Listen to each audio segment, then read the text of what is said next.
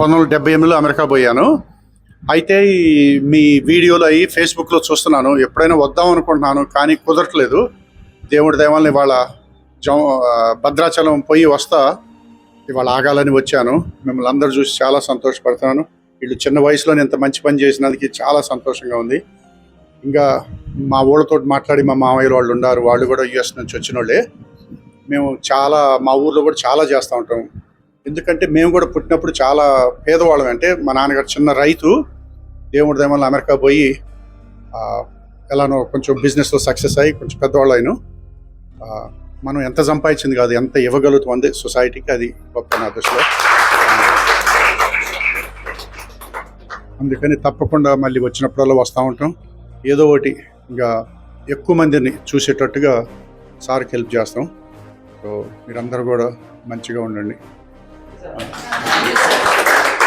అందరికీ నమస్కారం. నా పేరు అమ్మతేజ, అమ్మ అనాథ శరణాలయం.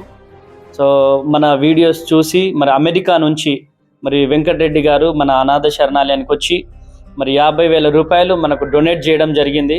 సో వారిని, వారి కుటుంబాన్ని ఆ భగవంతుడు ఎల్లవేళలా దీవించాలని, ఆయుర ఆరోగ్యాలతో, అష్టైశ్వర్యాలతో మరి వర్ధిల్లాలని మనస్ఫూర్తిగా అమ్మ అనాథ శరణాలయం తరపున భగవంతుడిని కోరుకుంటున్నాను.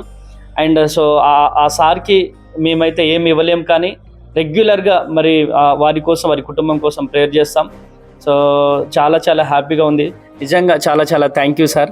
మీరు ఇంకా మంచిగా ఆయుర ఆరోగ్యాలతో వర్ధిల్లాలని మనస్ఫూర్తిగా కోరుకుంటున్నాను సార్. చాలా చాలా థ్యాంక్ యూ సార్ విజిట్ చేసినందుకు.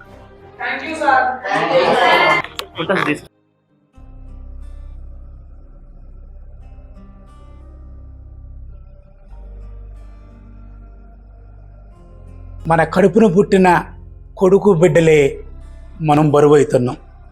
ఈ రోజుల్లో, ఈ సమాజంలో, అమెరికాలో యూట్యూబ్లో చూసి పలానా కొత్తగూడెంలో పలానా అమ్మ అనాథాశ్రమాన్ని చూసి వెంకటరెడ్డి గారు మీ అందరినీ, ఇక్కడ 40 మంది ఉన్నారా, 30 మంది ఉన్నారా, ఆయన గారు స్వయాన చూసి నిర్వహించే నా సోదరి అన్న వాళ్ళకి 50,000 రూపాయలు ఇచ్చి ఇంకొద్దిగా మెరుగైంది.